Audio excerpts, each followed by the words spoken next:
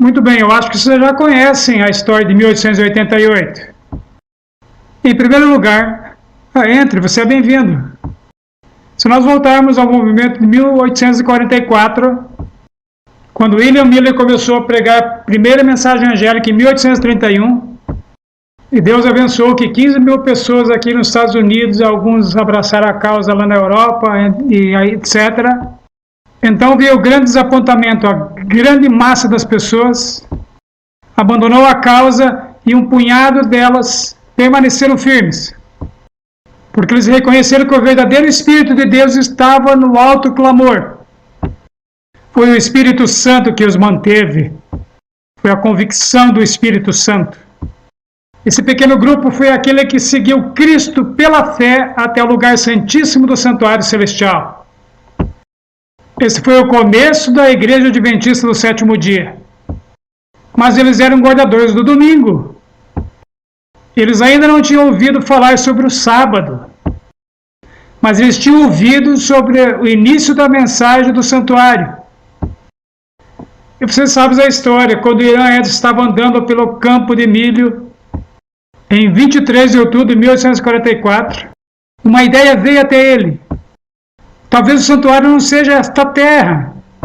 Talvez não seja a segunda vinda de Cristo pela qual nós estamos esperando. Talvez o lugar santíssimo do santuário celestial esteja aberto. Então eles começaram a estudar e encontrar a verdade. Então é importante... entre, seja bem-vindo. Então é importante saber que a Igreja Adventista não foi construída somente na doutrina do sábado. Foi fundada na doutrina do santuário. Isso é o que o diabo odeia hoje. Você pode ir à Igreja Adventista sábado após sábado e nunca ouvir um sermão sobre a purificação do santuário. Ano após ano, e não ouvir um sermão sobre a purificação do santuário. Bem, este é o pano de fundo. Bem, em 1846, essas pessoas queridas tiveram uma ideia. Bem, nós temos um quadro aqui. Talvez nós possamos escrever alguma coisa. Vamos ver se algum desses funciona. Sim. 1844 foi o nosso início, na verdade, 1831. Então, eles aceitaram a doutrina do santuário. Esse foi o início de tudo. Aquele pequeno grupo estava se reconciliando com Deus e a sua verdade. Então, em 1846, Rachel Preston deu àquele pequeno grupo a mensagem do sábado. Eles não se rebelaram, eles não lutaram, eles abriram seus corações para receber aquela verdade. E é a maneira que devemos receber todas as mensagens de Deus, da maneira mais humilde. E então eles começaram a receber o começo da reforma de saúde. Eles deixaram seu tabaco, sua bebida alcoólica, deixaram as carnes imundas. Então eles aceitaram a reforma da vestimenta. Quem levou a eles a mensagem de saúde? Quem deu a eles a reforma de saúde? Foi Ellen White? Bem, foi uma coisa espontânea e Ellen White endossou isso. A verdade é que Ellen White não é a originadora das nossas doutrinas. Nossas doutrinas vieram do Senhor, mas ela as endossou. Ela não nos trouxe o sábado, na verdade ela resistiu ao sábado a princípio. Então ela foi convencida e abriu seu coração para receber o sábado. Mas então até algumas reformas na vestimenta foram desenvolvidas lá. Eles precisavam dessa reforma e nós certamente precisamos dela também hoje. Então nós chegamos até 1856. E esse pequeno grupo não era chamado de Adventistas do Sétimo Dia, mas Adventistas Guardadores do Sábado. Vocês lembram da história? Então, em maio de 1856, numa pequena conferência em Battle Creek, Michigan, enquanto eles estavam lá, Ellen White recebeu uma visão do Senhor. Um anjo falou com ela. E isso você encontra em Testemunhos para a Igreja, volume 1, páginas 131 e 132. E o anjo disse: algumas pessoas nesta conferência, alguns serão comida para verme. Eu somente estou citando aqui uma expressão terrível, comida para vermes. Está aí nos Testemunhos para a Igreja, você pode ler. Então o anjo disse: alguns entre nós morrerão, e alguns receberão a marca da besta. E essa é uma notícia ruim. Agora a terceira parte: alguns ficarão vivos e serão trasladados quando Jesus voltar. 1876. Eu não disse isso, Ellen White não disse isso, e algumas pessoas dizem: essa é uma grande piada. Isso prova que Ellen White é uma falsa profetisa. Ela não disse isso, foi o anjo que falou. E alguém pode dizer: então você não pode confiar nos anjos. Pode? Então o anjo está se referindo a 1888, sobre um possível término de tudo? Espera um pouquinho. Boa pergunta. Os anjos são oniscientes? Não, Jesus mesmo falou: nem os anjos sabem o dia e a hora da minha vinda, o tempo da segunda volta de Jesus. Os anjos amam estudar a Bíblia assim como nós. Isso é um fato, os anjos têm que aprender. Eles são seres finitos. E o anjo estava representando todos os anjos do céu, porque eles estavam felizes, porque havia um grupo de pessoas que ficaram firmes depois do grande desapontamento. Eles estavam felizes porque esse pequeno grupo estava aceitando a purificação do santuário. Era só o início, mas eles tinham aberto seus corações e os anjos estavam felizes com isso. Eles estavam felizes de vê-los aceitando a mensagem do sábado. Eles estavam felizes de vê-los aceitarem o começo da reforma de saúde, da reforma de vestimenta. Toda a luz que Deus enviou para aquele povo, eles aceitaram. Isso incluiu também o espírito de profecia. Eles aceitaram o espírito de profecia.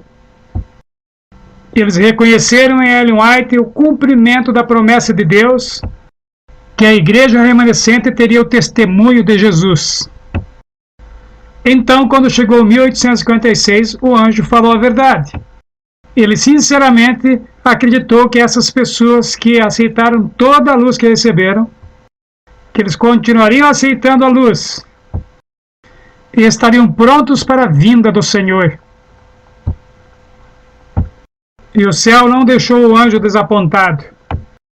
Mas à medida que o tempo passava, ano após ano, à medida que a igreja começou a crescer, nosso pastor evangelista, e eu não estou muito longe daquela época do evangelismo em tenda, que quase não existe mais.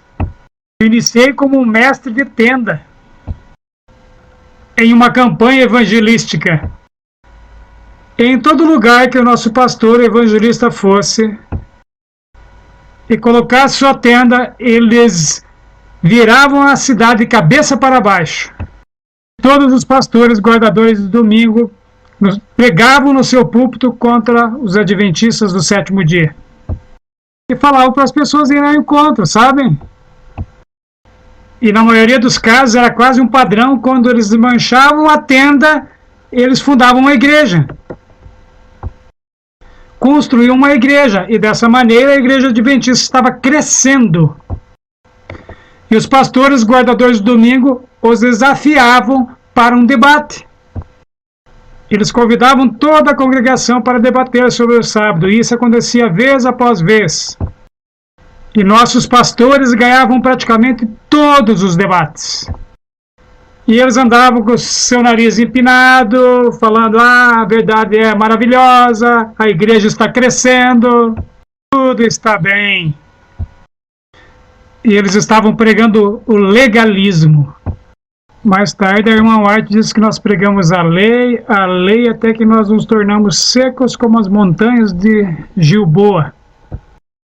No ano de 1887, Ellen White escreveu algumas mensagens fortes que foram publicadas na Review and the Herald, dizendo quão legalistas nós fomos, como fomos satisfeitos conosco mesmos e arrogantes. e como nós devíamos humilhar o nosso coração diante do Senhor. E que nós precisávamos de um reavivamento e de uma reforma. E ela não sabia o que estava para vir ainda. Em 1882 houve um acampal em Hillsburg, Califórnia. Um jovem que naquela época tinha 20 anos, no sábado à tarde ele falou o que aconteceu. Era Ellen White que estava pregando. E esse jovem de repente percebeu que Cristo havia morrido por ele. E ele viu a Cristo naquela cruz, crucificado por ele. Foi pela primeira vez que esse jovem adventista percebeu que Cristo havia morrido por ele. Ele se determinou, a partir daquela data, que ele iria reestudar sua Bíblia, com a ideia de que toda a Bíblia é uma apresentação de Cristo e ele crucificado. Com o passar do tempo, ele se tornou o editor da Signs of Times, que era a nossa revista missionária naquele tempo, publicada aqui na Costa Oeste. Me desculpe, eu disse aqui na Costa Oeste, mas não, é na Costa Oeste.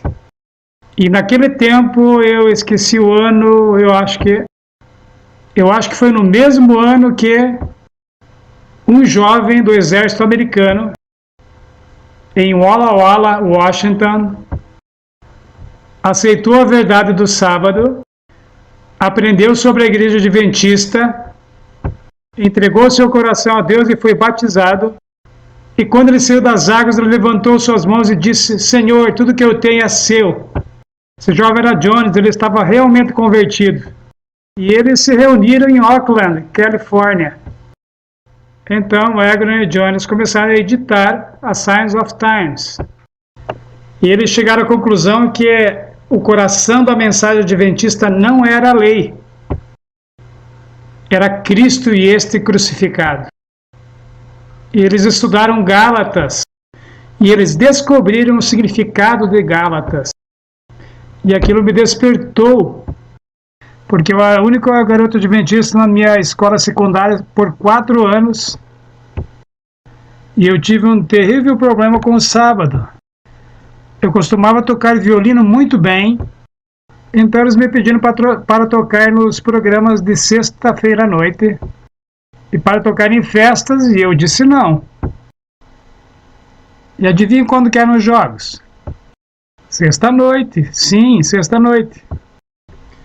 E no meu último ano, eles me pediram para representar a minha escola num concurso acadêmico da Flórida, na área de inglês e de literatura inglesa. E eu estava feliz em fazer isso. Eu estudei para me preparar. Então a mensagem veio que para a Flórida Central o concurso seria no sábado de manhã. E eu disse ao meu diretor Batista: eu não posso fazer isso. E ele disse: bem, Robert, você deve fazer isso. E eu disse: não, eu não posso. E ele disse: você terá que participar, você deveria ler o livro de Gálatas, isso o fará entender. Então eu tentei ler o livro de Gálatas, mas isso não fez sentido para mim.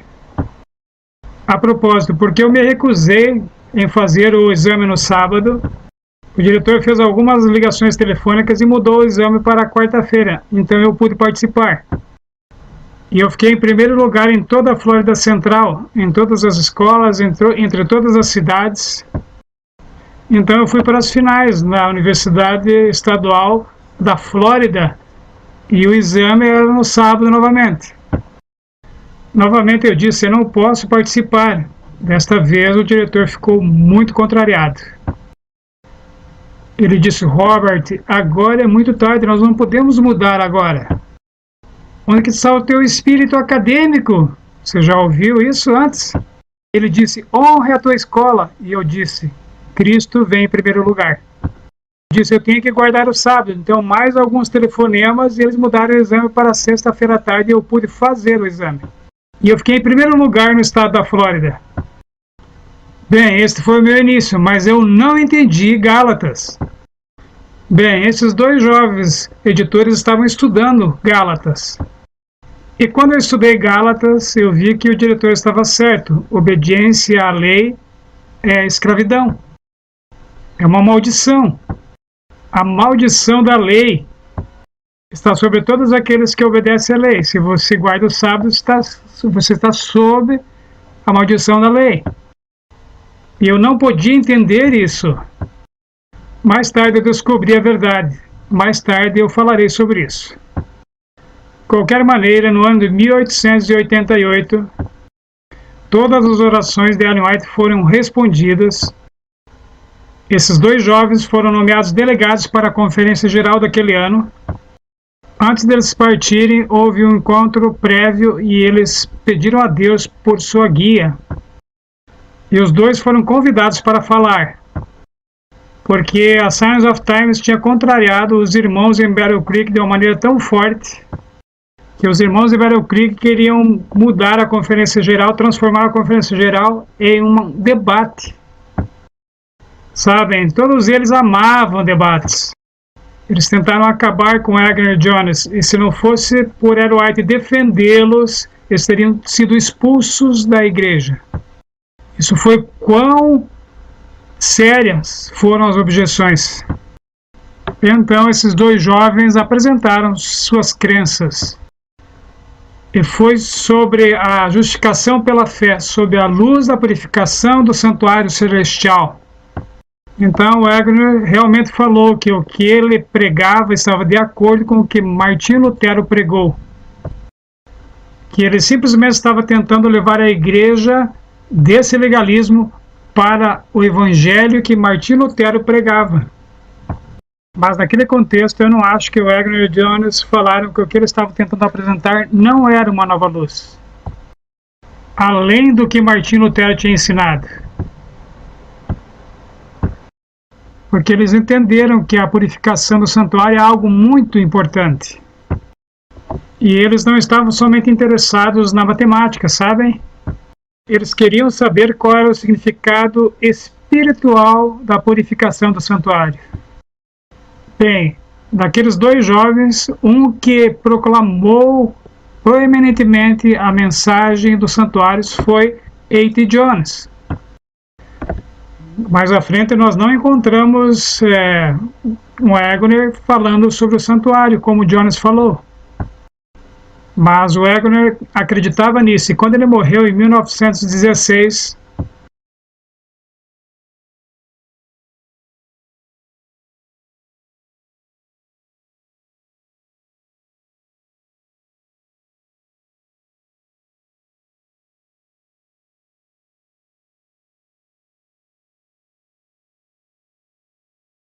um pouco antes de morrer de um infarto em 1916, ele disse que 25 anos antes ele tinha abandonado a doutrina do santuário. Eu acho que ele estava muito doente para entender o que ele realmente estava escrevendo. Porque nós temos prova documental que ele realmente pregou a doutrina do santuário. Mas não com tanto poder como Jones pregou.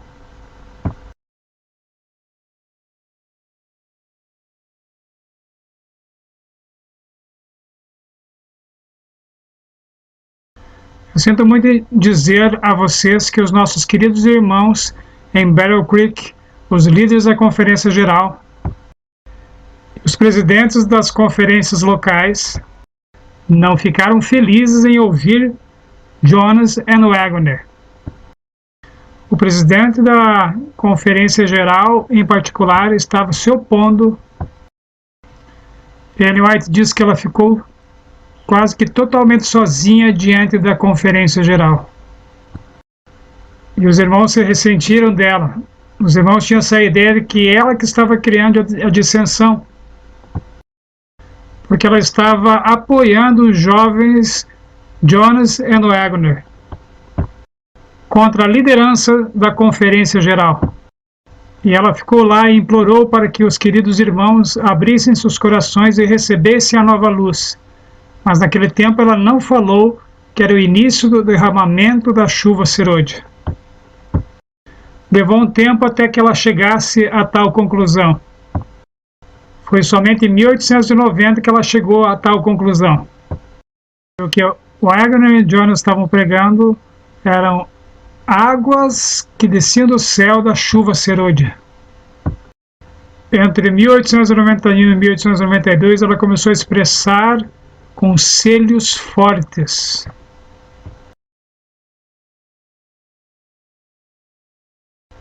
Dizendo que a mensagem era o começo do alto clamor. De Apocalipse, capítulo 18. Isso foi em 22 de novembro de 1892. Então veio a sessão da Conferência Geral de 1893.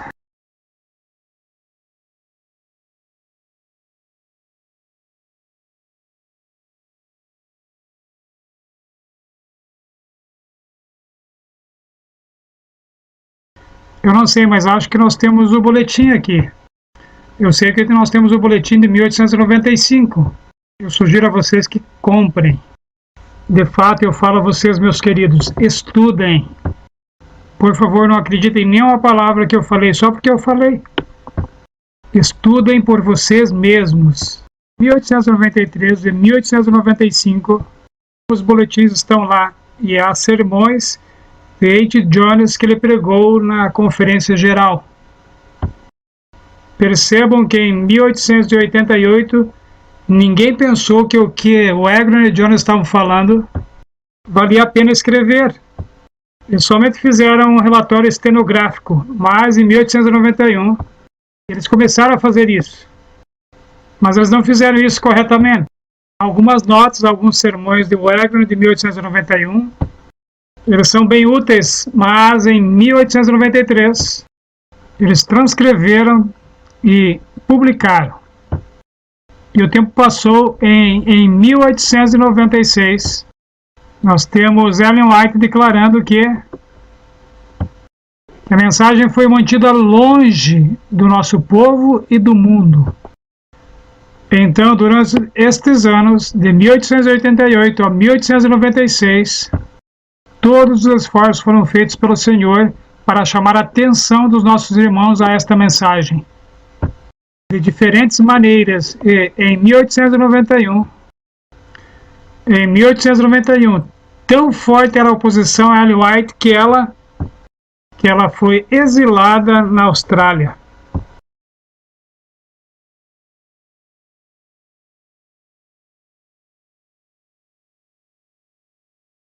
O que eles falaram é que ela foi enviada para lá para ser uma missionária. Sim, ela fez o trabalho missionário lá. A verdade é que ela foi exilada lá. Na verdade, ela escreveu neste livro aqui, deixa-me ver qual página que está. Ela foi enviada para lá porque ela apoiou a mensagem de 1888. E ela escreveu para o presidente da Conferência Geral dizendo que não era a vontade de Deus que ela fosse para a Austrália.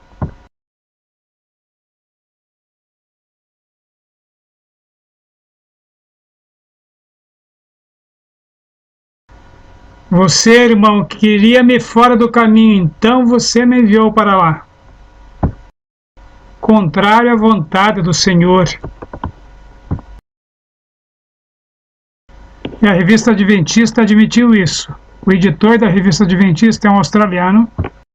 E na capa, alguns anos atrás, ele escreveu que Ellen White foi exilada.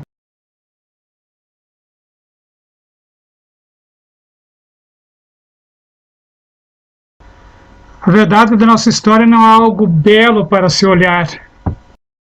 Mais de 100 vezes Ellen White disse que a reação dos nossos irmãos à mensagem de 1888 foi exatamente como a dos judeus. Exatamente como a dos judeus. Mais de 100 vezes ela disse isso.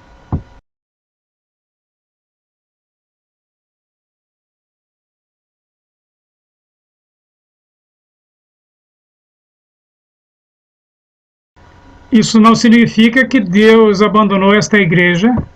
Isso não quer dizer que você deva sair da igreja, abrir um outro negócio por aí, ou mesmo uma igreja em sua casa. Eu não acredito nisso. O que eu acredito é que você deve conhecer a verdade e ser testemunha da verdade. E se unir a nós em oração e pedir que Deus nos dê o dom do arrependimento. A solução para os nossos problemas não é uma nova organização. É o arrependimento dentro desta organização. Então veio o ano de 1901. Ellen White retornou em 1900 e havia uma sessão da Conferência Geral agendada para 1901. A Conferência Geral seria em Battle Creek e ela assistiu essa conferência.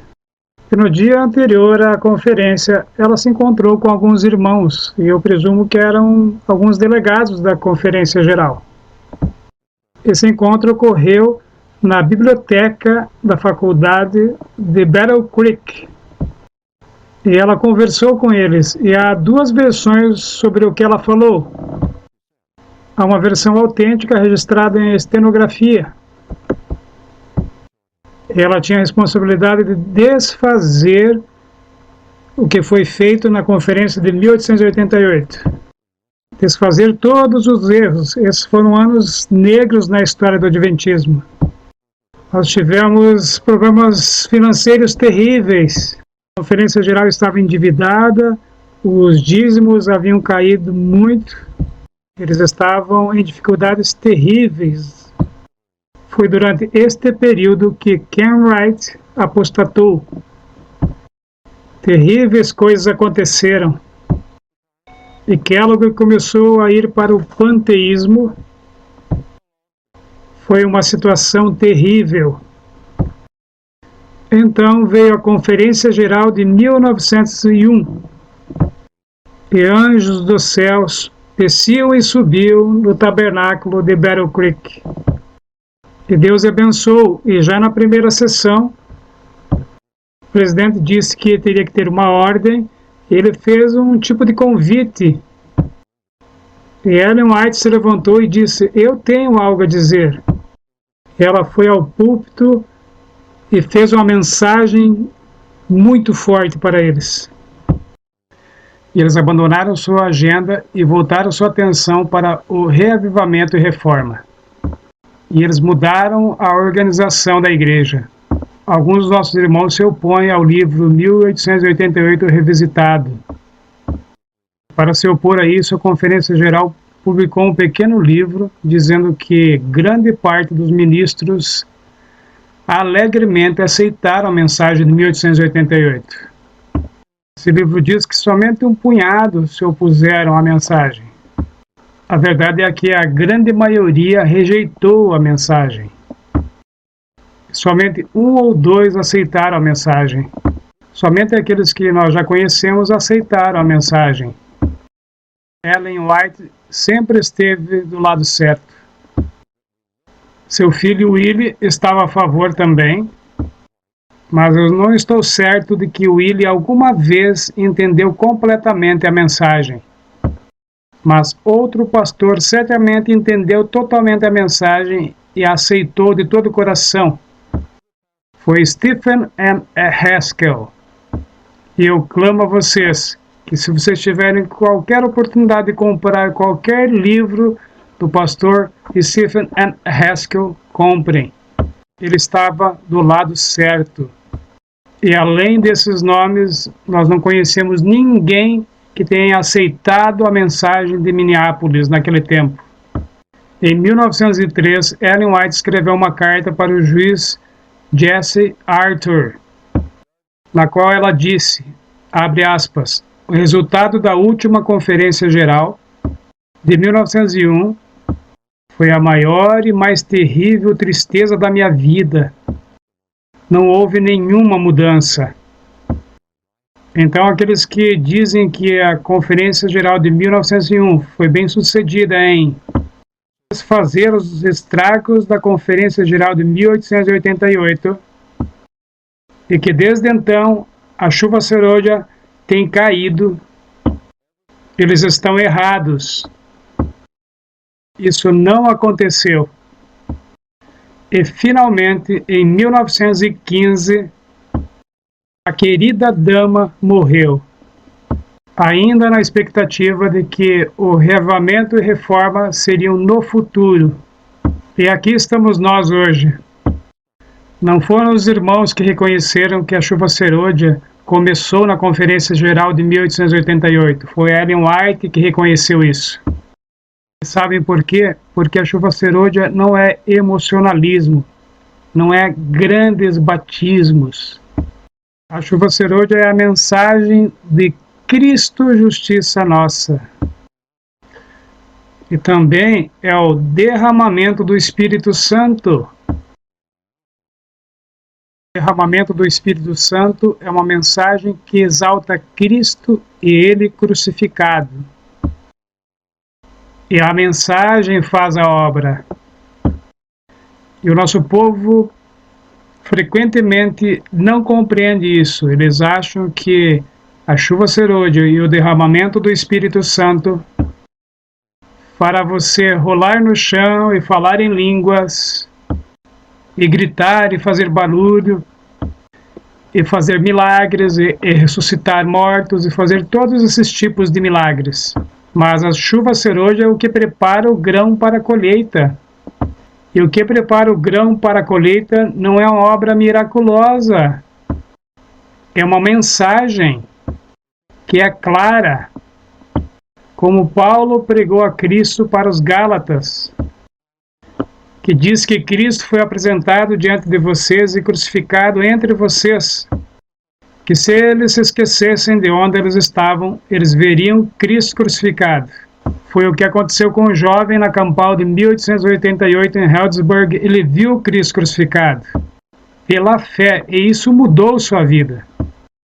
Se a mensagem tivesse sido aceita em 1888, se a Conferência Geral tivesse aberto seu coração, como os irmãos em 1844, 1846, e tivessem dito: obrigado, Senhor, nós amamos esta mensagem. E Ellen White diz que se eles tivessem pregado essa mensagem em todas as igrejas, o mundo jamais teria dito que os adventistas só ensinam a lei e a lei. Nós teríamos a reputação da igreja que prega Cristo e este crucificado. E o mundo teria sido iluminado, sim, teria sido iluminado. E a obra teria sido terminada em 1893. Eu tenho que iniciar uma nova linha de tempo aqui, de 1916. Então, Ellen White morreu em 1915.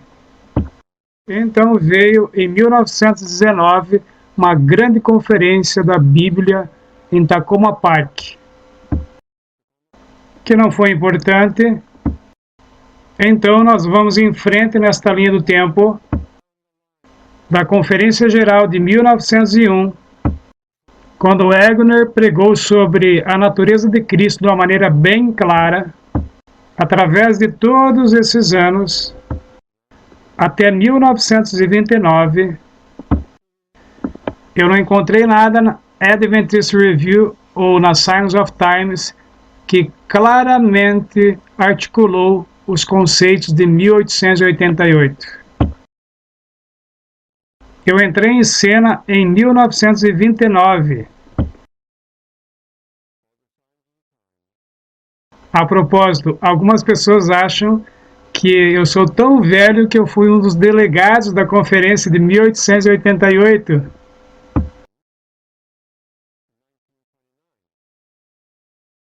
Mas eu fui batizado em 1929.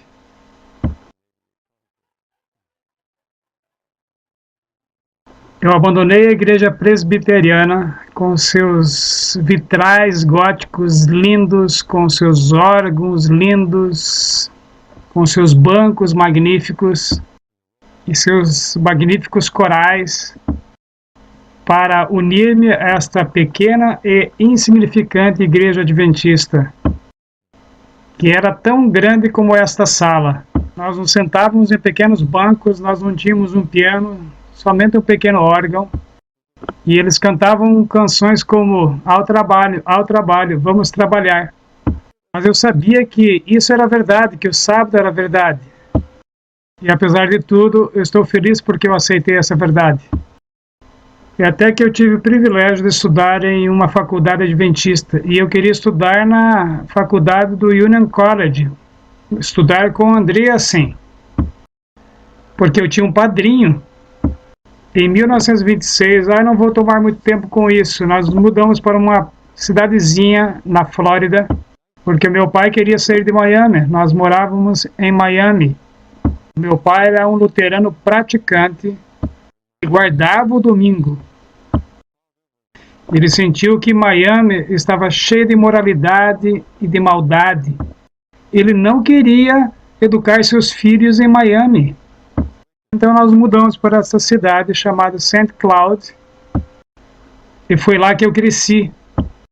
E St. Cloud, naquele tempo, era o centro dos veteranos da Guerra Civil.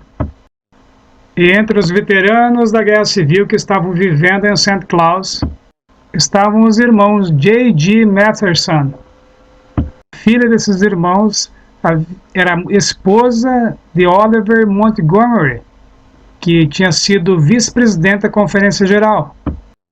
Eu era um menino de 10 anos de idade, crescendo lá em St. Cloud. E bem, eu fui batizado quando eu tinha 12 anos, e o pastor Montgomery me colocou sob sua proteção. E todo Natal ele me presenteava com um livro de histórias missionárias, esperando que um dia eu me tornasse missionário, e eu sou muito agradecido por isso. E quando eu terminei a escola, eu não tinha dinheiro algum, eu não tinha nenhuma probabilidade de ir a uma faculdade adventista, o que exigia dinheiro. Eu havia ganho 2 bolsas de estudos para aquele concurso na Flórida, vocês se lembram? Eu fui a um acampal sozinho, meus pais não foram. E no sábado à noite, o pastor Montgomery me segurou pelo colarinho. E ele disse: Robert, você deve ir ao Southern Union College. Eu encontrei um casal que está dirigindo um Ford Coupé e eu consegui uma carona para você. E você irá para lá e eu encontrarei você lá na próxima semana. Então foi assim que eu fui para uma faculdade adventista. Ele queria que mais tarde eu fosse até o Union College, porque ele acreditava que o pastor Andreasen tinha as verdades que nós, jovens ministros, devíamos aprender. E hoje o pastor Andreasen tem tido uma oposição muito forte por alguns dos nossos estudiosos. Mas naquele tempo eu queria ir, mas contudo eu não podia, porque eu não tinha dinheiro para ir para o Union College, mas eu tive a chance de carregar bandejas em Hospital Adventista de Washington. Então aconteceu que em Tacoma Park havia um senhor que esteve presente na Conferência Geral de 1888. E o meu professor de Bíblia o convidou para falar para todos nós que estávamos cursando o curso ministerial. E é por isso que eu aprendi sobre 1888. E um dia o nosso professor de Bíblia fez uma afirmação dizendo que o pastor John Ford não entendia os 2 concertos. Bem, o pastor John Ford era o maior evangelista que nós tínhamos naquela época. Ele era Doug Batchelor e Mark Finley juntos. Ele era maravilhoso e todos nós ali, garotos, gostaríamos de ser como ele e batizar muitas pessoas. E isso nos chocou. E eu perguntei, mas quem entende os 2 concertos? E ele respondeu, eu não sei quem realmente entende os 2 concertos. E eu perguntei como que nós poderíamos aprender sobre isso. Bem, ele disse, eu acho que pelo livro The Glad Tidings de Wagner. Eu não tinha ideia nenhuma de quem era Wagner. E eu fui até a biblioteca, mas é claro, o livro não estava lá. Não estava nem mesmo na biblioteca da Review and Herald. Vocês podem acreditar nisso? Então o professor trouxe sua cópia. Nós poderíamos checar a sua cópia, mas não poderíamos lê-lo na biblioteca. uma Bíblia de Martinho Lutero que estava acorrentada à parede da biblioteca. E quando eu li, especialmente os capítulos 13 e 4, alguém veio até mim e disse: eu estou tentando ler The Glad Tidings, mas é chato. E eu me simpatizei com ele, porque realmente os capítulos 1 e 2 são chatos. Mas a partir dos capítulos 13 e 4 é que começa a ficar algo vivo, importante. E eu copiei o capítulo 3 da minha velha máquina de escrever. E eu nunca havia entendido o Evangelho apresentado tão claramente antes. Eu vi que o Evangelho eram as boas novas, eu tinha sido batizado 9 anos antes e nunca tinha aprendido sobre isso. Eu só estou contando a vocês o meu testemunho. Eu fui tocado por este livro, eu amo este livro, eu gosto de lê-lo até hoje. Bem, eu levei aquelas páginas comigo para a África. Em 1945, eu recebi um chamado para trabalhar em Uganda. E eu rapidamente descobri que nós tínhamos um problema em Uganda. O problema era imoralidade sexual. E era algo terrível. Nós nomeávamos professores para irem às pequenas escolas missionárias, porque nós achávamos que eles eram adventistas verdadeiramente convertidos, mas o comissário britânico do distrito enviou uma carta para mim e disse: Senhor Wieland, eu sinto muito em dizer que o seu professor na escola tal e tal e tal está tendo relações carnais com as garotas. Até a administração britânica não aprovava isso. Contato com o professor. Isso acontecia de tempos em tempos, e novamente e novamente. E se tornou uma praga. E eu entrei em contato com o professor e disse que eu havia ouvido aquele relatório sobre ele. E ele disse: eu nunca fiz isso é impossível. E houve um conflito de interesses ali, então eu tive que ir para a escola. E levar o pastor da igreja junto para ver o que estava acontecendo. E reunimos os professores e averiguamos. E todas as vezes, sem nenhuma exceção, todos os professores falaram a verdade. Todas as vezes que nós terminávamos, o professor curvava a sua cabeça. E o professor dizia: Buana, é verdade, o diabo me fez fazer isso. E eu comecei a pensar qual foi a utilidade de eu ensinar o 4º mandamento para essas pessoas, quando o problema é o 7º mandamento. Vocês podem não saber, mas Uganda é conhecida como a capital mundial da AIDS. Uganda é a nação mais cristã da África. E também tem a reputação de ser a mais imoral de toda a África. A Igreja Católica e a Igreja da Inglaterra construíram 2 lindas catedrais em Kampala, em 2 das 7 colinas de Kampala, inclusive com órgãos de tubos. Uma nação cristã, mas aqui estava esta praga. Essas pessoas não podiam lidar com o problema do sexo. E eu fiquei muito triste e disse: por que eu estou desperdiçando a minha vida aqui? Eu vou embora daqui. Eu vou para casa, eu não vou passar a minha vida inteira tentando resolver um problema como este. Então eu me lembrei daquelas páginas que eu havia datilografado do livro Glad Tidings. E sobre o que o Wagner havia falado sobre a natureza de Cristo. Que ele foi tentado em tudo como nós, mas sem pecado. Ele condenou o pecado na nossa carne pecaminosa. Eu peguei aquelas 2 páginas e as reestudei. Eu tive uma ideia. Em um sábado de manhã, na nossa maior igreja, eu perguntei ao nosso povo isso. Vocês acreditam que Cristo foi tentado como nós? Ele foi tentado para roubar alguma coisa? Sim. Ele foi tentado a roubar. O que vocês acham? Bem, sim. Ele foi tentado a dormir com garotas? Ah, não, não, impossível. Então eu sabia que eu havia encontrado a origem da dificuldade. Se o seu Salvador não foi tentado a quebrar o 7º mandamento, então você não tem nenhum Salvador para ajudá-lo a não quebrar o 7º mandamento. Que somente ele que foi tentado em tudo pode salvar aqueles que são tentados. Bem, eu comecei a pregar o que eu acreditava ser a mensagem de 1888 para os africanos de Uganda.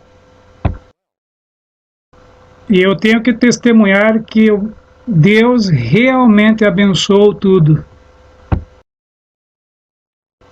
Deus levou cura à igreja. Pela primeira vez eu vi lágrimas nos olhos dos africanos quando eu falei da cruz de Jesus. Então a Conferência Geral enviou uma mensagem e disse: você, Grace e seus filhos serão bem-vindos de volta para casa, para a América. Depois de apenas 3 anos em Uganda, se você desejar, é claro, ou você pode escolher, ou você pode ficar sob a política da divisão africana, porque essa era a política da divisão do norte da Europa. E quando nós fomos para lá em 1945, você pode pegar um período de 7 anos e ficar 6 anos na África do Sul, mas nós escolhemos voltar para casa, para a América, depois desses 3 anos. Mas algo mais aconteceu em Uganda. A igreja da Inglaterra estava realizando um grande avivamento em Ruanda. E era chamado do reavivamento para salvar as pessoas. E a ideia que era pregada era que você era santificado instantaneamente. Quando você professava a doutrina deles, uma sensação vinha até o coração e você era salvo por essa experiência. Não era legalismo, eles não tinham essa ideia, absolutamente não. Mas você estava salvo e daqui para frente você não poderia pecar. Mesmo que você levasse uma mulher para o mato, não era mais pecado. Porque você estava salvo, e eles dançavam uma dança. Eles cantavam, yes, tá bom, tem que ligar. Se você dançar essa pequena dancinha ali, você se tornava parte daquela elite. Bem, esta doutrina entrou na Igreja Adventista do Sétimo Dia, lá em Uganda, e eu fui forçado a participar desse encontro. E eu não pude levar os livros de Ellen White para ler com essas pessoas, eles não tinham o espírito de profecia. Tudo que eles tinham era a Bíblia. Eu tive que usar somente a Bíblia para ajudar a unir aquela igreja, para fazê-los entender. Isso era o evangelho evangélico entrando na igreja adventista. E eu tive que ir a esse encontro usando somente a Bíblia. E isso me forçou a estudar. E eu cheguei até a natureza de Cristo e eu descobri o ágape, que eu não tinha descoberto no seminário, eu descobri em Uganda. E o que significava acreditar em Jesus? E eu comecei a ensinar aquelas pessoas os conceitos da mensagem de 1888. Então eu voltei para os Estados Unidos e o grande fardo para o meu coração era ir para o seminário. Eu lembro-me de uma vez em 1946, mais ou menos, nós estávamos tendo um conselho de divisão em Bulawayo, o que era então a Rodésia. E eles levaram alguns de nós à tumba de Cecil Rhodes. E a caminho eu estava sentado ao lado do pastor W. E. Reed, que seria no futuro um dos 3 escritores do livro Questões sobre Doutrina. Um grande estudioso, um homem maravilhoso. Ele era inglês e eu estava sentado lado a lado com ele. Eu disse: Pastor Reed, tem algo que me preocupa. Eu acabei de voltar da África Oriental, onde eu era missionário. Eu me matei, me sequei intelectualmente. O senhor poderia sugerir alguns livros que pudessem manter o meu cérebro vivo? E ele me passou a lista de livros que eu comprei depois. E eu fiquei sonhando, isso será maravilhoso. E um dos livros que eu amei era de Reinhold Niebuhr. Reinhold Niebuhr era um grande teólogo. Eu levava seus livros juntos com os livros de C.S. Lewis e os livros de Ellen White aos safaris. E eu comecei por uma semana ou 10 dias lá na mata, e eu tinha uma pequena lanterna que eu ligava na bateria do carro, e nós não tínhamos nenhuma atividade à noite, então tinha toda a noite livre. E eu estudava e estudava, e esses livros ampliaram a minha mente, e eu fiquei, eu estou tão feliz, fiquei sonhando tão feliz. Fiquei sonhando que quando eu fosse para o seminário eu poderia falar como Reinhold Niebuhr e C.S. Lewis, todos esses grandes pensadores no nível deles. E quando eu voltei ao seminário, eu não sei se eu deveria falar isso para vocês, mas esse é o início do Comitê de Estudos da Mensagem de 1888. Devo contar isso para vocês? Bem, a primeira aula que eu assisti foi conduzida por George Vandeman, e era sobre justificação pela fé. E a princípio eu fiquei impressionado. Eu achei que esse jovem era ungido e nos levaria à terra prometida. Eu estava muito feliz por poder ouvi-lo nesta aula. Em uma ocasião ele disse que nós deveríamos ler o boletim da Conferência Geral de 1893, sobre o qual eu nunca tinha ouvido falar. E eu fui para a biblioteca para ler os 24 sermões de A.T. Jones. Muito lindo. O livro está aqui. Eu digo a vocês, era como ler The Glad Tidings. A mesma coisa, mas com palavras diferentes. Isso mexeu com o meu coração. Eu amei isso, mas depois de 10 dias, eu fiquei preocupado. Porque o professor estava nos dizendo coisas que eu conheci lá em Uganda. Eu estava perplexo. Na realidade era o Buckmanite Reavivamento, a versão vegetariana adaptada para o Adventismo. Era a visão de Vandeman naquela época. Mais tarde pode ter mudado. Não é uma crítica a ele. Mas na visão dele daquela época era que as igrejas evangélicas entendiam a justificação pela fé.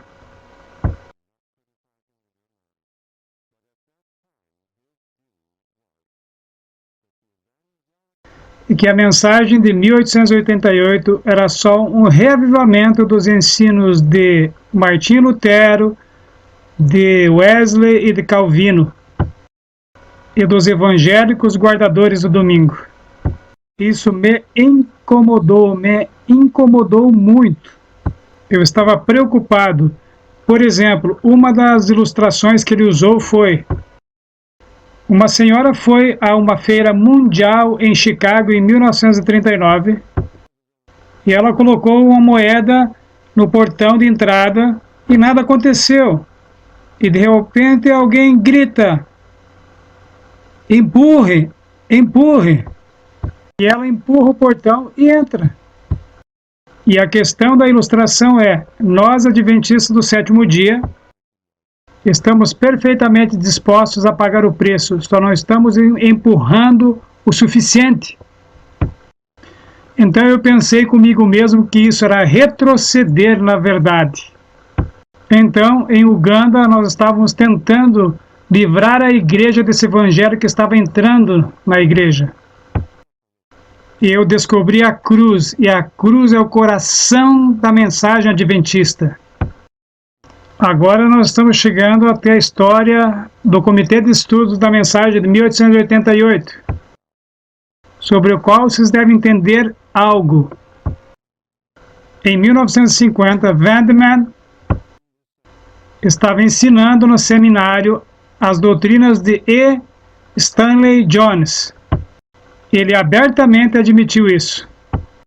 Ele falou que usou esta ilustração de Jones, essa ilustração da senhora colocando a sua moeda lá no buraco do portão, naquela feira mundial de 1939. Veio de Stanley Jones. Lembrem que Stanley Jones foi um missionário metodista na Índia. Um homem maravilhoso. Ele escreveu um punhado de livros. Escreveu o livro O Caminho para o Poder e Equilíbrio, que se tornou um best-seller em 1951. E essas eram ilustrações evangélicas, não era a mensagem de 1888. E nós fomos visitar o querido irmão em seus escritórios e nós tivemos uma conversa sobre os seus conceitos.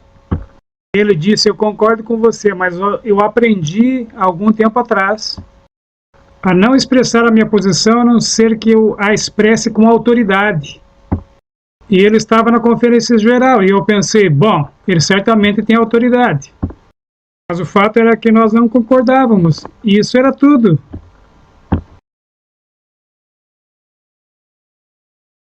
Bem, falando sobre Stanley Jones, alguém já leu algum livro dele aqui? Ele escreveu um punhado de livros, mas o qual eu estou me referindo aqui é Um Caminho para o Poder e o Equilíbrio.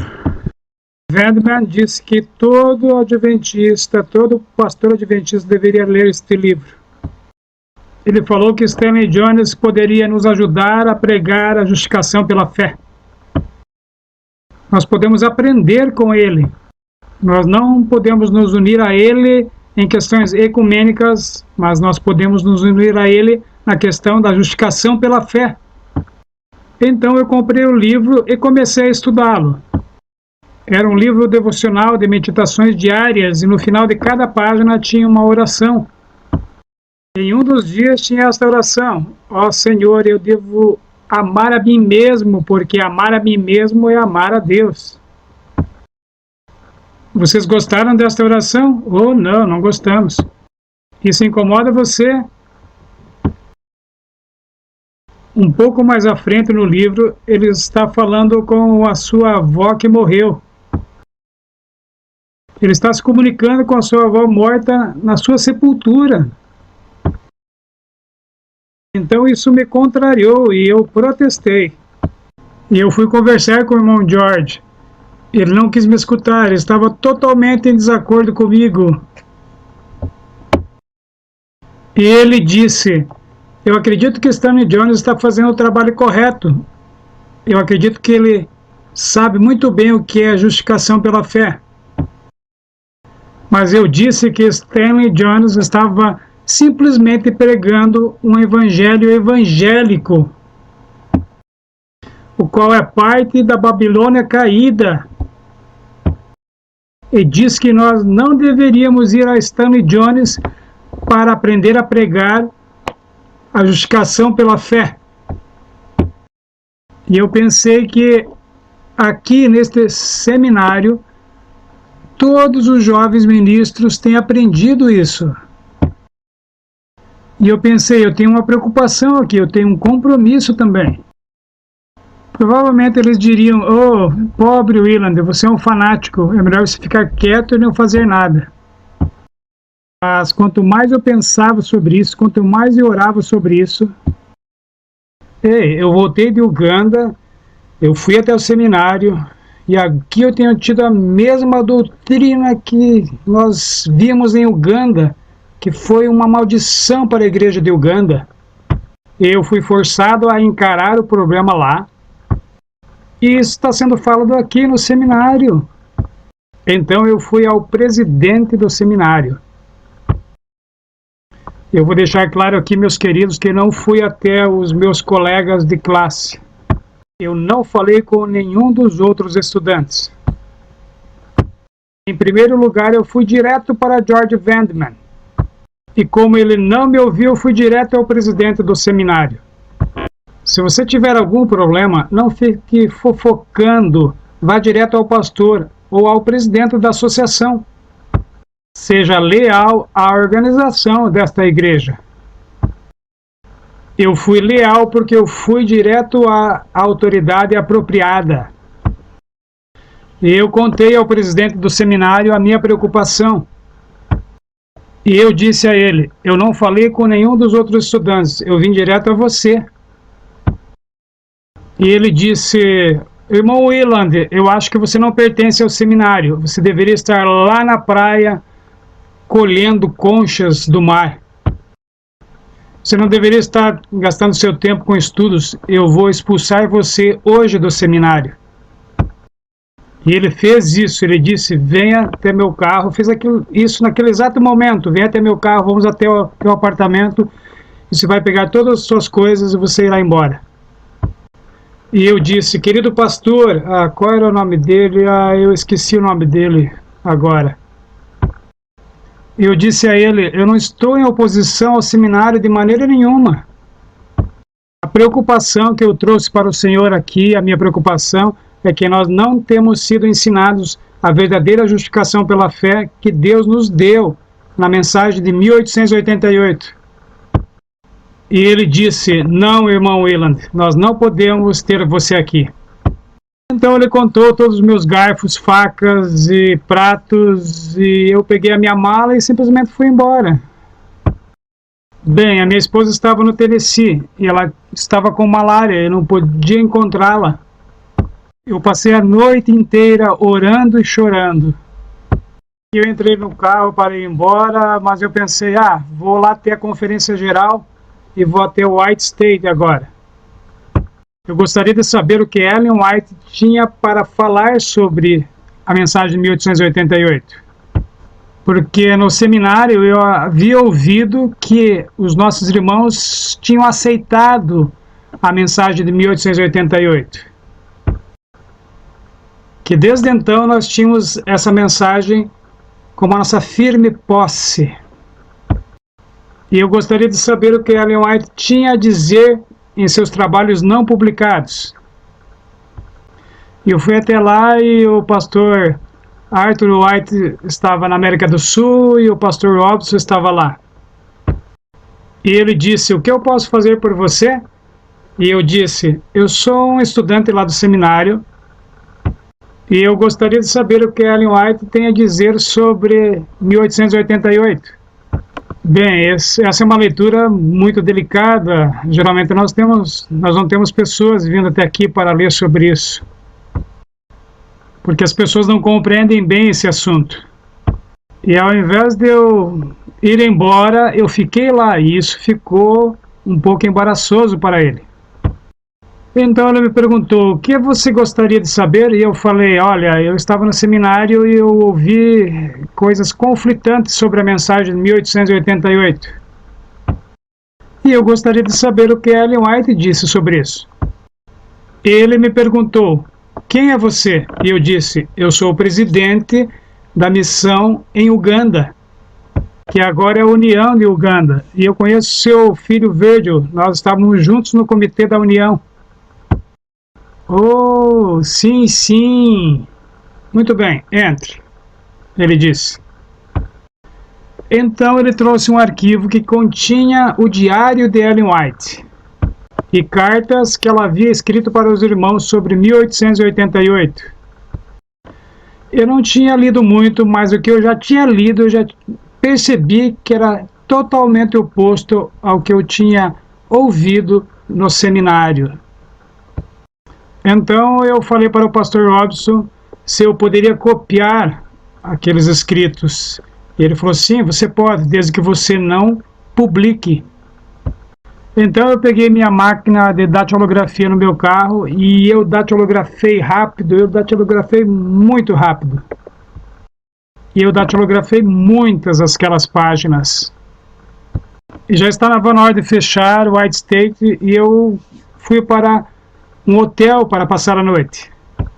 E eu perguntei ao pastor Robson, eu posso levar esses escritos para o hotel e datilografar durante a noite e devolver pela manhã? Não, você não pode, mas você pode voltar amanhã de manhã e terminar. Então eu voltei na manhã seguinte e ele me disse, sinto muito, mas eu lhe dei o arquivo errado. Mas se você quiser datilografar mais, aqui está outro arquivo. E aquele arquivo era o manuscrito do livro Testemunhos para os Ministros. E eu pensei, por que eu gastaria meu tempo datilografando algo que eu já tenho no livro? Então eu agradeci a ele e devolvi o arquivo. E ele não pediu as minhas anotações e eu fiquei muito agradecido, porque as minhas anotações estão neste livro aqui, 1888, reexaminado. Em fevereiro de 1950, George Vandeman escreveu uma crítica ao último livro de Stanley Jones, conclamando os ministros adventistas de todo o mundo a comprar o livro de Stanley Jones. George Vandeman dizia que aquele livro os ajudaria a entender e a pregar a justificação pela fé. E eu escrevi para Vandeman, e ele escreveu de volta e disse, por favor, não escreva mais para mim. Eu firmemente acredito que Stanley Jones sabe pregar e conhece a mensagem de justificação pela fé. E aquilo estava indo para todos os adventistas de todo mundo, todos os ministros de todo mundo, e aquilo era confuso. E qual era meu dever sobre isso? Então eu escrevi para Roy Alan Anderson, que era da Associação dos Ministros, para contar a ele sobre as minhas preocupações e o que eu tinha descoberto. Nós havíamos nos tornado amigos na África, nós tínhamos viajado todo o lago de Vitória, na África. E Alan Anderson escreveu de volta e disse, irmão Willand, eu sei que você é um cristão genuíno, que George Vandeman é um cristão genuíno. Minhas saudações, Alan Anderson. Então eu disse, bem, o que eu devo fazer? Então eu escrevi para o presidente da Conferência Geral. Eu o conheci porque quando eu estava na faculdade eu costumava lavar seu carro e polir seu carro por $5. Um homem muito querido, e ele escreveu de volta e disse, querido irmão Willand, nós devemos ser cuidadosos, conservar a mensagem de 1888, muito obrigado por sua preocupação. Ele foi muito cortês, ele nem tentou rebater nada. Mas naquele tempo veio então a Adventist Review e The Sabbath Herald, e aqui está um pequeno artigo de W.A. Spicer, o avô, que era o padrinho de todos os ministros adventistas. Um homem maravilhoso, ele foi o primeiro homem que detectou o panteísmo nos escritos de Kellogg. Ele tinha uma mente perspicaz, ele tinha sido missionário na Índia por alguns anos. O artigo era sobre o perigo do misticismo oriental, o qual estava se infiltrando nas crenças adventistas. E uma das palavras-chave deste misticismo era equilíbrio. E esse era o nome do novo livro de Stanley Jones, que era o caminho para o poder e o equilíbrio. E me veio à mente que esse artigo do pastor Spicer estava se referindo à crítica do livro de Stanley Jones. Então eu escrevi para o pastor Spicer uma carta falando sobre a minha preocupação.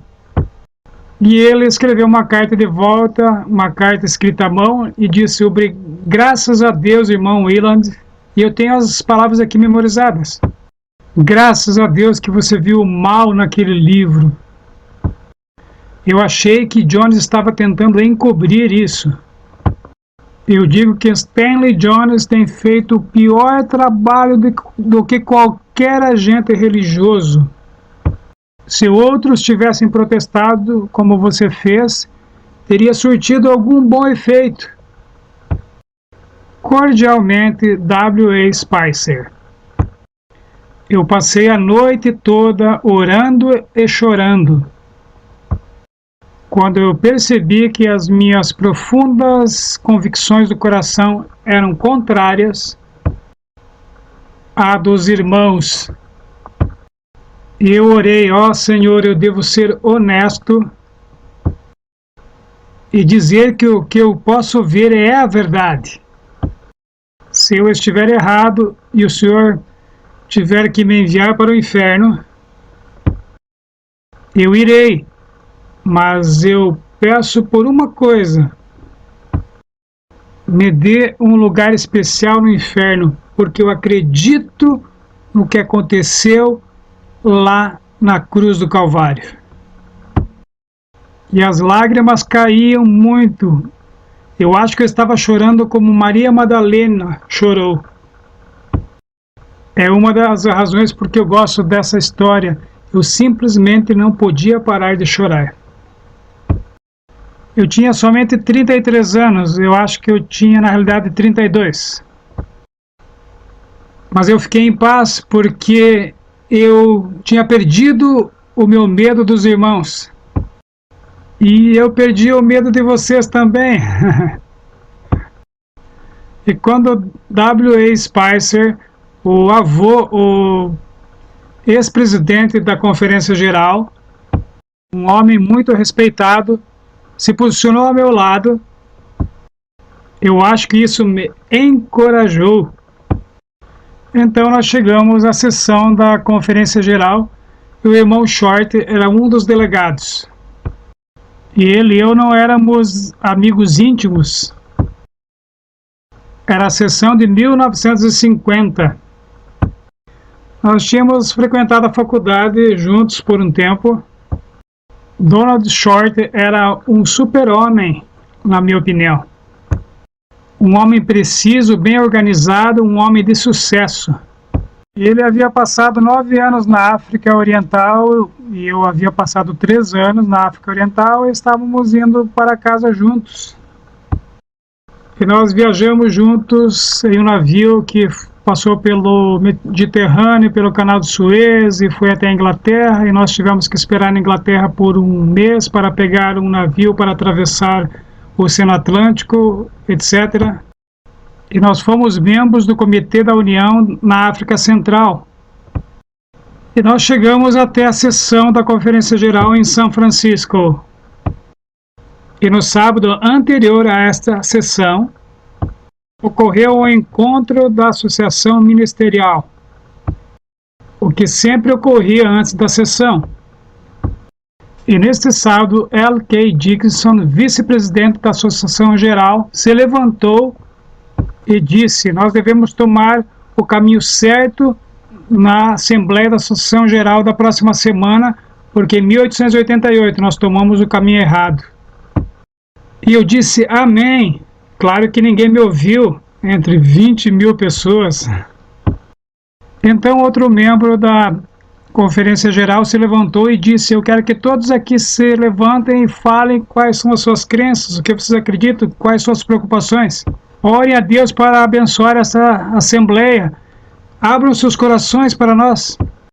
O que eles fizeram foi colocar um microfone lá na frente e todos que quisessem dar um testemunho iriam para a frente para dar o testemunho. Você tinha somente 5 ou 10 segundos para fazer isso. E você somente podia dizer: estou tão feliz de estar nessa Assembleia de Conferência Geral. Deus abençoe. Amém. Pensei: como que eu posso ir à frente e explicar por pelo menos 1 hora quais são as minhas preocupações para essas pessoas? E eu sabia que eu não podia fazer isso e não tinha razão nenhuma de eu ir lá na frente e falar assim: irmão, eu estou feliz por estar aqui. Orem para que Deus abençoe essa assembleia. Isso seria algo vazio. Então, quanto mais eu orava, mais eu pensava nisso. Nós fomos a todas as reuniões da Assembleia Geral, que tinha como título Pregação Centrada em Cristo. Enquanto eu estava assistindo esses encontros, veio a mim que o que eles estavam pregando era evangelho evangélico. Não a Cristo de 1888, mas pregando a Cristo das igrejas populares, o Cristo de Billy Graham. Era isso que estava sendo pregado. Eu pensei, isso não vai terminar a obra de Deus. Devemos conhecer o verdadeiro Cristo e pregar a mensagem que Deus nos deu. Então eu escrevi uma carta para o comitê da Conferência Geral. E abri meu coração para os irmãos. E quando eu fiz isso, eu me senti como eu fiz esta manhã, como eu me sinto esta manhã. Será que eu fiz errado? Será que eu sou um fanático? Será que eu sou um tolo? Mas eu não ousarei enviar essa carta até que eu não seja aconselhado. Que eu seja aconselhado por alguém, mas para quem eu poderia levar esta carta? E eu pensei, talvez o meu presidente de divisão, mas ele nem leria a carta. Talvez ele falasse, cale-se, menino. Ele é um homem maravilhoso, ele era um amigo pessoal, ele que me designou como presidente da missão na África. E eu pensei, talvez eu deva levar para Alan Anderson, talvez ele possa me dar algum conselho sobre essa carta. Eu acho que ele não teria tempo para isso, ele diria, irmão Willand, você é um cristão verdadeiro, Deus te abençoe. Então eu pensei em alguém que poderia ler a carta, alguém que eu poderia confiar e que fosse honesto. Eu fui até Donald Short e disse, leia essa carta e diga na minha cara se eu sou um tolo. E Short leu a carta e ficou quieto, e depois de um tempo ele disse, Bob, eu assinarei esta carta também. Então eu datilografei novamente esta carta de 4 páginas, mas desta vez na primeira pessoa do plural. E nós dois a assinamos. E isso levou a este livro, 1888, reexaminado. Os irmãos ficaram muito contrariados com esta carta e eles colocaram no painel, irmãos Willand e Short, venham para a sala tal. E nós fomos até aquela sala, e eles nos deram a carta e falaram, nós não sabemos o que vocês querem dizer com isso, mas uma coisa nós sabemos, vocês estão no caminho de Satanás. E nós vamos cancelar as suas cartas de retorno à África até que nós possamos nos reunir com vocês. E como nós teremos a Campal, nós não teremos tempo para nos reunir com vocês. Pelo menos até 16 de setembro. E nós nos encontraremos com vocês no dia 16 de setembro. E isso era o início de julho ainda. E ao dirigir para casa, para a Flórida, voltando de São Francisco, nós dois percebemos, nós estávamos viajando separados, é claro, que nós deveríamos falar alguma coisa. Nossas vidas estavam em uma encruzilhada. Nós sabíamos que, a menos que nós tivéssemos uma apresentação clara do que nós sabíamos que era verdade, eles nos retirariam do ministério. Então, para salvar nossas vidas como ministros adventistas, quando nós voltamos para casa, eu para a Flórida e Short para Tacoma Park, ele foi para o seminário, ele não tinha sido expulso do seminário como eu, nós escrevemos o manuscrito de 1888 reexaminado. Tinha 202 páginas e mais 500 provas documentais de Ellen White. E nós fomos ao encontro de 16 de setembro com aquele manuscrito. Donald tinha dado forma a esse manuscrito em Tacoma Park e fez 50 cópias. E nós demos 16 cópias aos irmãos da Conferência Geral.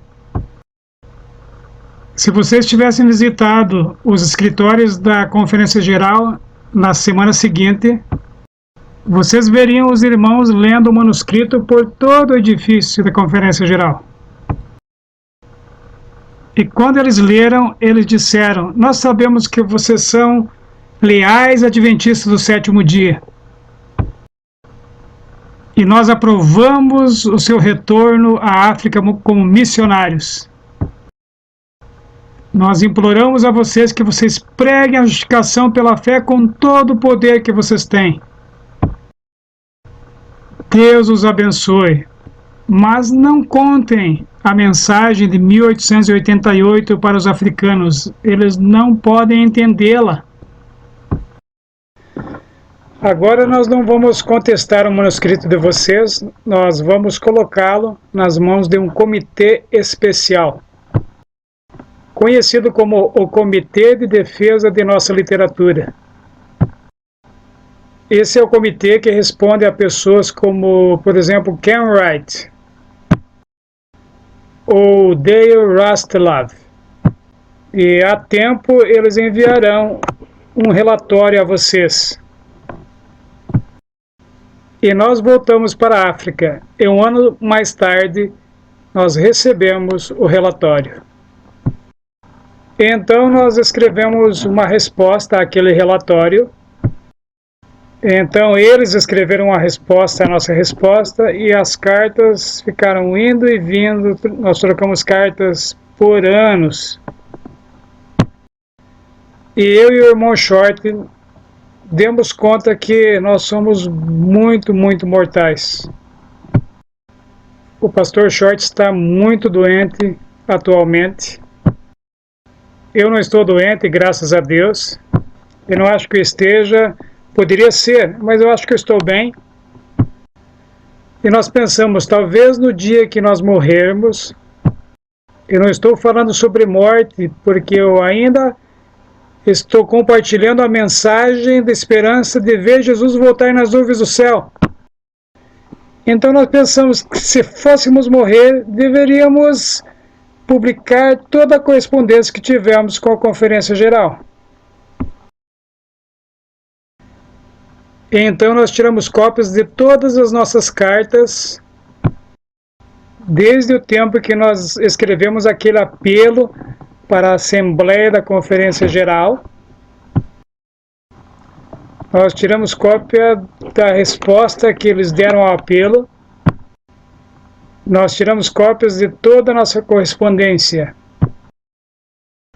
Nós copiamos todas essas correspondências, sem alterar nada, exatamente como elas estavam.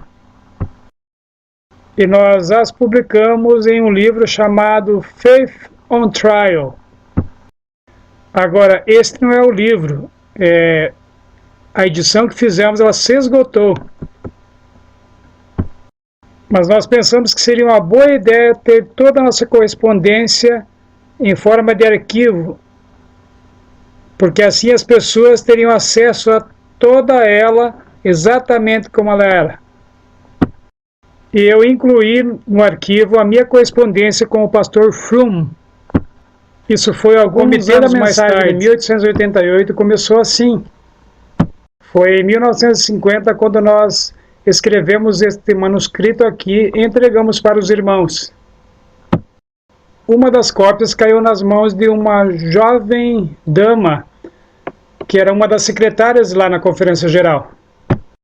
Ela estava tendo um sério problema espiritual. Esse problema espiritual era com os irmãos, porque ela via coisas que não eram muito edificantes. E ela contou que quando ela encontrava alguém da Conferência Geral, ela atravessava a rua para evitar encontrar essa pessoa. O problema havia chegado a este nível. Ela estava espiritualmente desencorajada. E seu nome era Ellen Smith. E chegou o tempo que ela se aposentou, mas ela conseguiu esse manuscrito e leu o manuscrito. E isso a fez se ajoelhar e chorar, e ela se converteu. E ela amou a mensagem de 1888. Então, em 1984, eu retornei da África, por causa do acidente do meu irmão, e me aposentei.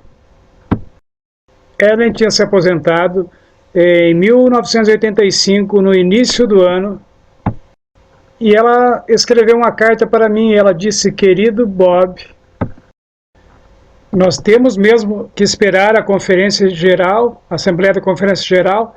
Nós não podemos dar a mensagem às pessoas em 1888. Se eu reunir algumas pessoas, você viria e falaria sobre o que é a mensagem de 1888? Eu poderia dizer não a isso? Eu fui ordenado. Eu fui solenemente ordenado por L.C. Evans, o homem que deu nome a este prédio. Ele impôs suas mãos sobre mim para me ordenar ministro do Evangelho. Como eu poderia falar não a um pedido para falar das boas novas da mensagem de 1888? Então eu disse, Helen, será um prazer ir, eu farei o que eu puder. Então ela escreveu algumas cartas, fez alguns telefonemas, e ela conseguiu reunir 120 pessoas no campo Moravian da Conferência de Ohio.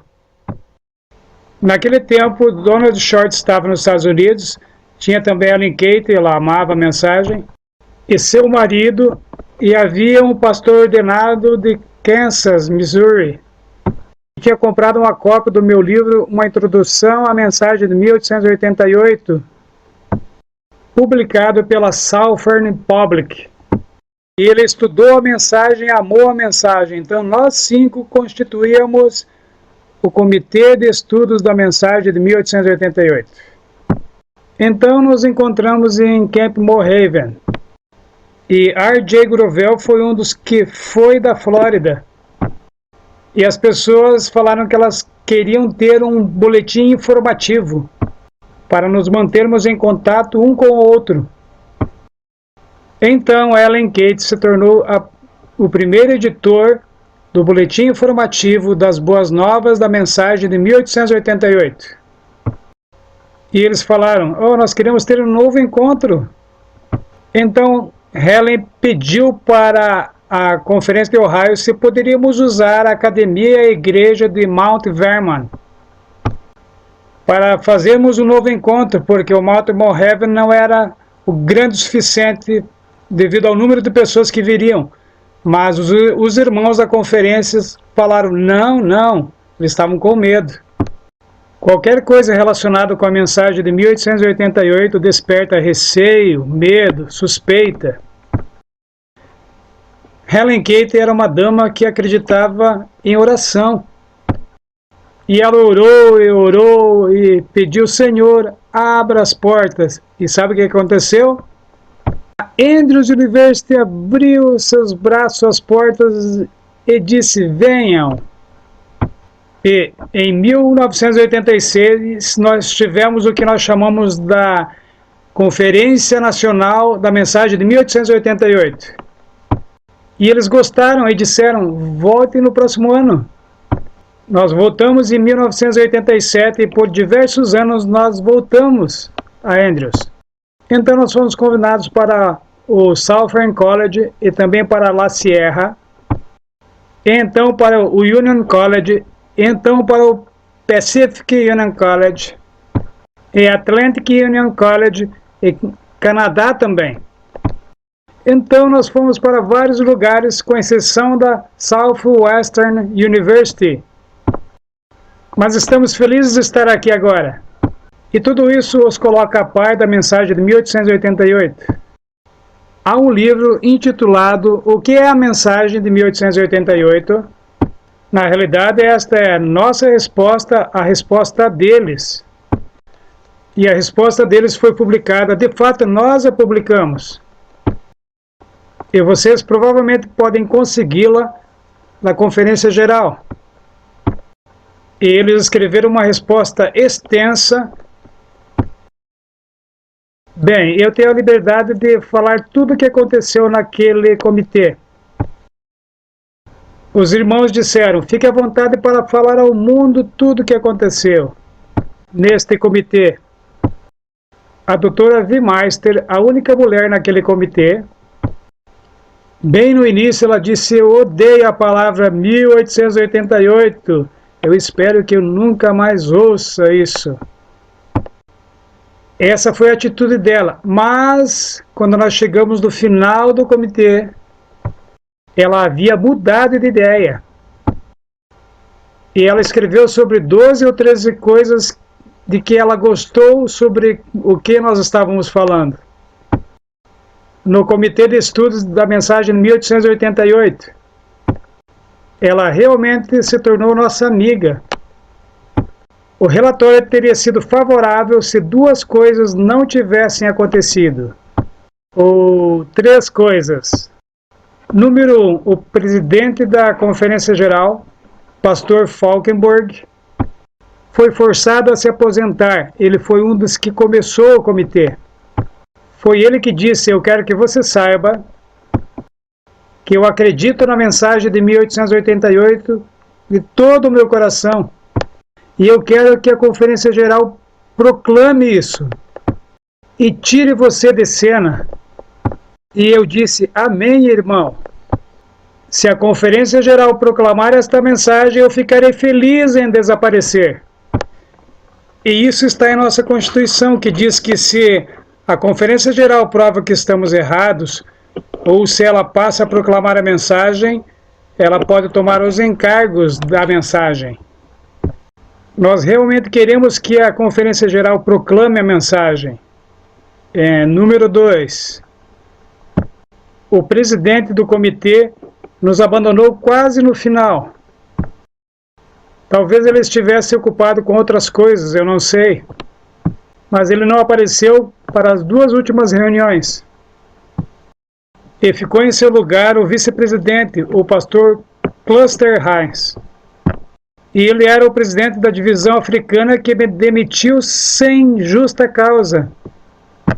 De fato, o diretor de publicações da divisão da África, com quem eu havia trabalhado lá, o meu trabalho era escrever livros para os colportores africanos. Esse diretor de publicações disse-me que esse era o trabalho do diabo, ele disse. E eu estava condensando 5 livros da série Conflito para os Africanos. Condensando os livros para torná-los mais fáceis para os africanos lerem. Eu não estava mudando nenhuma palavra de Ellen White, somente condensando os livros como a Reader's Digest faz. Eu estava muito ocupado com esse trabalho e eu não tinha terminado ainda. Então eu escrevi ao pastor Cluster Hines e a outros presidentes de divisões. E eu disse: eu ficaria muito feliz em trabalhar sem ganhar nada. Vocês podem parar de pagar um salário para mim, isso está tudo bem. Porém, eu ficarei aqui até que o meu trabalho termine. E eu disse ao tesoureiro que estava em Nairobi: se você quiser mandar a polícia e me prender e me levar para o aeroporto, isso é com você.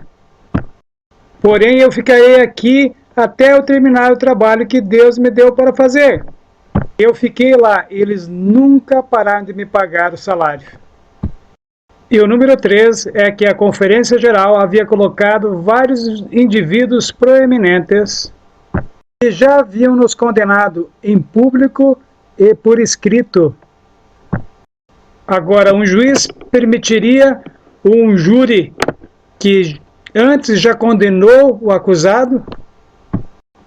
Isso é contrário à lei. Mas ambos indivíduos já haviam nos condenado. E quando Kevin Rock se ausentou e Falkenberg teve que se demitir, esses dois indivíduos se encarregaram do comitê Primazia do Evangelho. E foi isso que aconteceu. Mas não fiquem desanimados, porque o Evangelho é o poder de Deus para a salvação de todo aquele que crê. E eu tenho essa firme convicção. Se nós, somente pela graça de Deus, aprendermos a pregar o Evangelho verdadeiramente, haverá resultados. O poder está nisso. Vamos nos ajoelhar para uma oração final, por favor. Querido Pai, obrigado porque o Senhor permitiu que tivéssemos esse pequeno encontro e os nossos corações estão batendo unidos. Estamos aguardando ansiosamente quando o Senhor tomará as rédeas em suas próprias